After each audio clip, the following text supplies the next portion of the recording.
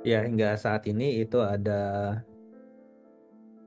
11 desa yang terdampak dalam radius 7 kilometer secara umum dan secara sektoral ke arah barat, barat daya barat laut itu 9 kilometer.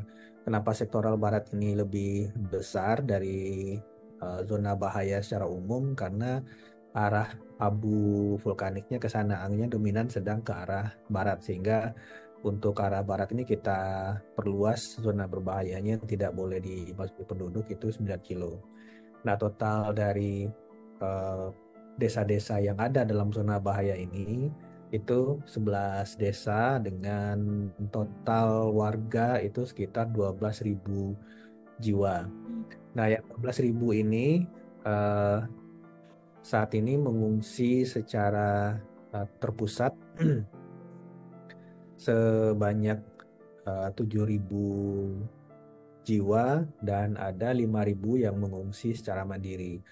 Mengungsi secara mandiri ini maksudnya eh, mereka menumpang dulu di rumah keluarga atau di rumah sahabat atau keluar dari Kabupaten Flores Timur untuk sementara waktu. Sedangkan yang untuk mengungsi secara terpusat itu ada 6 pos Hmm. pengungsian yang diisi rata-rata itu dari 400 sampai 1.800 jiwa pengungsi itu sudah sejak tanggal 4.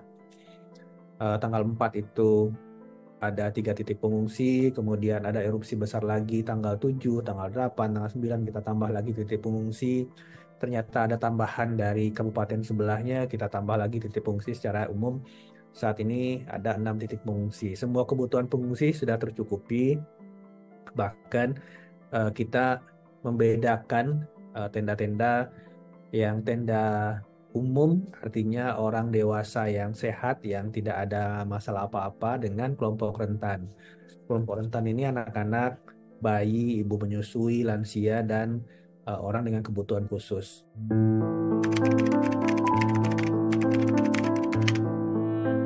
Kalau untuk pengungsi total per hari ini 12.575. Ini yang tadi saya bilang di dalam 9 desa itu total masyarakat terdampak itu ada sekitar 12 ribuan gitu.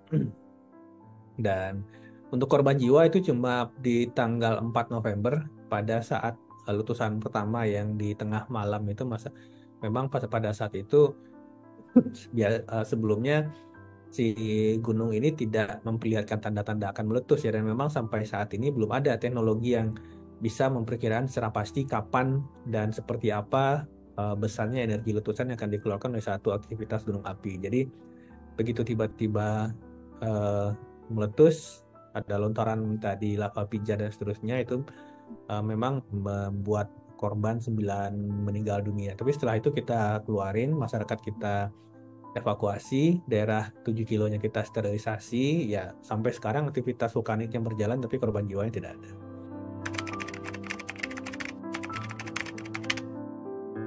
Kalau untuk proses evakuasi bagi kelompok rentan, itu teman-teman Basarnas sudah punya SOP sendiri. Jadi dalam konteks kebencanaan ini kita melakukannya dalam satu orkestrasi kerjasama dari lembaga-lembaga negara yang memang mempunyai tugas di bidang itu. Untuk evakuasi dan penyelamatan, pencarian, pertolongan itu dilaksanakan oleh Basarnas, Hmm. dan mereka punya sumber daya, alat angkut, proses, tandu dan seterusnya itu sudah ada SOP-nya sendiri. Dan eh, pada konteksnya kita lihat bahwa ibu hamil yang sudah dalam minggu-minggu akan melahirkan itu bisa dibawa dengan selamat ke tempat pengungsian, dan akhirnya bisa alhamdulillah bisa melahirkan dengan selamat dan anaknya juga sehat di tempat pengungsian. Jadi ini sudah ada proses-proses mekanisme standar operation procedure yang sudah baku yang dilaksanakan oleh teman-teman Basarnas, karena tidak cuma pada tanggal 4 itu ya,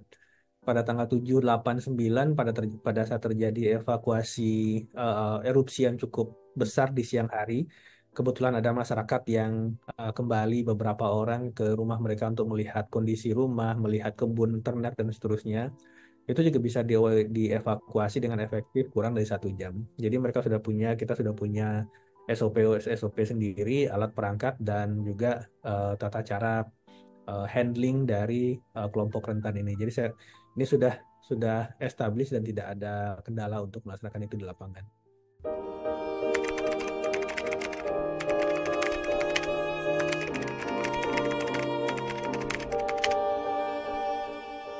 Ya, saat ini eh, erupsi masih terus terjadi ya. Artinya perlu dilengkapi bahwa untuk berkegiatan di luar ruang meskipun titik-titik pengungsi ini jauh di luar jangkauan dari abu vulkanik, tetapi tetap sebaiknya kita menggunakan masker ketika di luar ruangan. Kemudian eh, kami tentu saja menghimbau eh, bagi organisasi-organisasi masyarakat, kemudian baik itu masyarakat secara pribadi yang langsung ingin memberikan bantuan, berkoordinasilah dengan posko tanggap darurat. Artinya di situ ada Pak Ibu PJ Bupati, ada Kalaksa BPBD, ada perwakilan BNPB eh, yang bisa memberikan informasi kebutuhan mendesak dari saudara-saudara kita itu. Jadi eh, jangan sampai nanti bukannya tidak boleh, silakan saja gitu. Makanan siap saji, mie instan dan seterusnya kemudian di drop apa cukup banyak, padahal kebutuhannya tidak itu gitu. Kebutuhannya mungkin lebih ke pakaian dalam. Kita ingat ya kita aja kalau misalkan apa mohon maaf pakaian dalam itu tidak diganti itu mungkin nggak nyaman ya. Dan kita bayangkan ini sudah 2 minggu ini warga ini di tempat pengungsian cuma bawa badan meskipun BNPB sendiri sudah mendroping pakaian dalam, pakaian baru ya, jangan pakaian layak pakai ya, pakaian baru gitu. Kalau kita ingin membantu itu berikanlah yang terbaik gitu. Jadi silakan berkomunikasi dengan BNPB, silakan berkomunikasi dengan posko yang dikelola oleh daerah agar masyarakat Indonesia yang ingin membantu rekan-rekan kita warga Flores Timur itu benar-benar bisa memberikan atau mendelivery atau mengantarkan barang-barang yang memang mereka butuhkan pada saat-saat sekarang.